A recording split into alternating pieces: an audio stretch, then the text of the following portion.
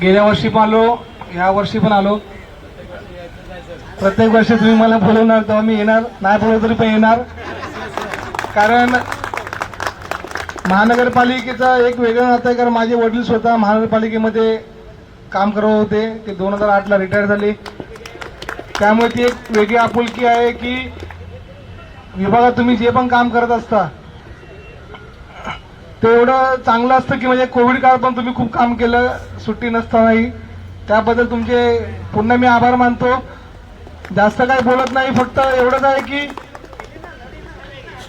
माझ्याकडनं जी पण काही मदत असते ती काही एवढी मोठी मदत नसते. ते आमचं कर्तव्य असतं की कारण तुम्ही तुमच्या परीने विभागात काम करत असता. आणि क्रिकेट टुर्नामेंट हे फक्त एक बोलती मॅच आहे म्हणजे काय आहे ते तुम्ही ठेवता, पण याच्यामध्ये एकत्रीकरण येऊन सगळ्यांनी मिळून आणि तुमच्या मागे सगळे साहेब लोक आहेत, त्या साहेबांसाठी एकदा टाळ्या वाजवा सगळ्यांनी. कारण तुम्हाला सगळ्यांना काय काम करा म्हणजे सगळे कार्यक्रम घ्यायची इच्छा असते, पण काही ठिकाणी छोटा सपोर्ट लागतो. तर तुमचे जे मान्यवर आहेत, तुमचे वरिष्ठ अधिकारी आहेत, ते तुमच्या पाठीशी उभे असतात.